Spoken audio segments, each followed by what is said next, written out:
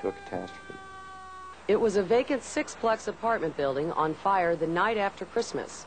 Responders didn't think much of it. They stretched their lines and began their attack.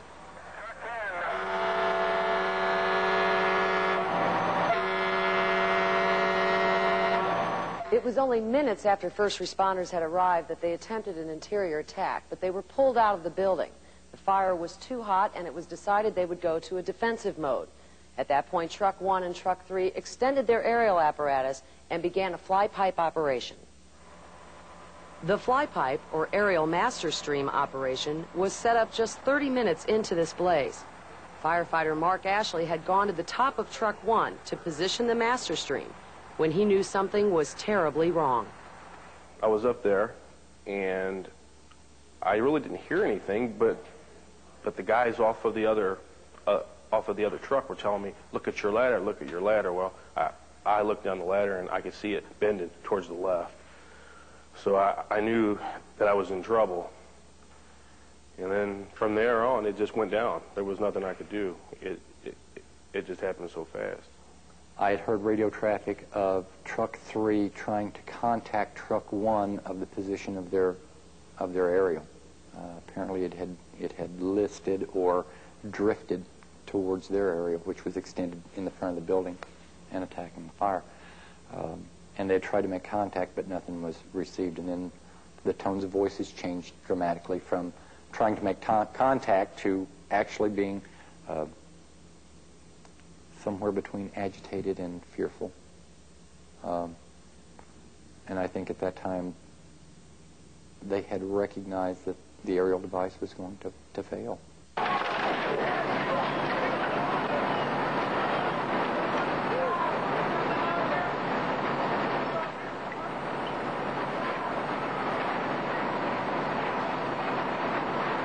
Firefighter Chuck Inzarello Jr. was operating the turntable. My first thing was to try to retract the ladder, and it wouldn't retract for some reason, either because it was in a bind or some other reason.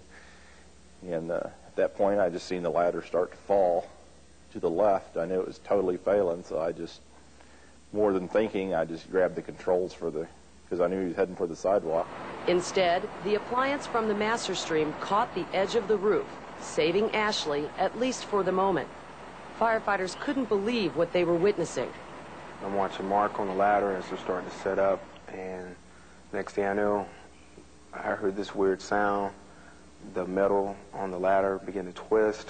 It started to fall. I watched Mark falling toward the ground, and I was just in shock for a couple of seconds. I just couldn't believe what was happening, because to me it was impossible. So it took me a second to realize what was happening. And, I just started praying, and it hit the building. It hit the building so hard I thought I was going to throw him off of it. And luckily he was strapped in, which is a safety procedure, which is pretty much standard practice for all departments. And we just knew we had to get him down. So at that time, I was running behind one truck, and 3 trucks was in front of it. I noticed Rick taking off a 35-foot ladder off a 3 truck. I grabbed a hold of the ladder. A bunch of other firefighters came over and assisted us, and we butted the ladder, and boom, Rick was up, and I was right behind him.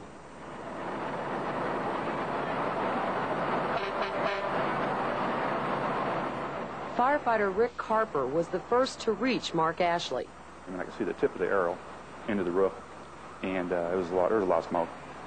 And I told him the roof was bad as I pulled him onto the roof. Could you hear him? Were you able to? Yeah, you could communicate. He was real animate about don't touch the ladder. And I told him, I said, I'm not going to touch the ladder. I'm going to touch your hand if you can reach out and grab a hold of me. And then he did, finally, and pulled him over on the roof. And we had to really spread our weight out because it was bad. You could see down through the balcony roof.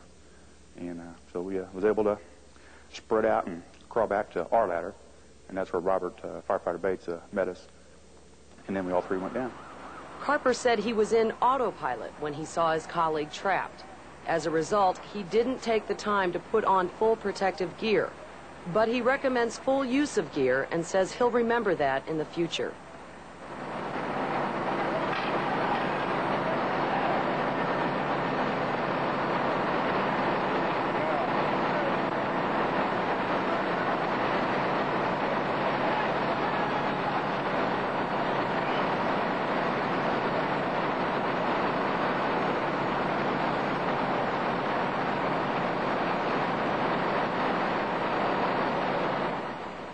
Ashley walked away from this near tragedy, but in the aftermath, the Kansas City, Missouri Fire Department had to take a serious look at this incident.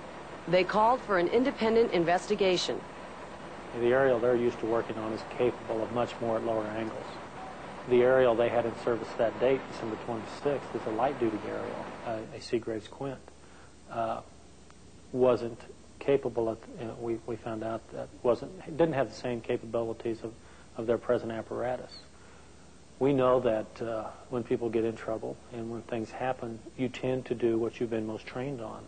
This crew has been most trained on the aerial they have in service, a heavy-duty aerial.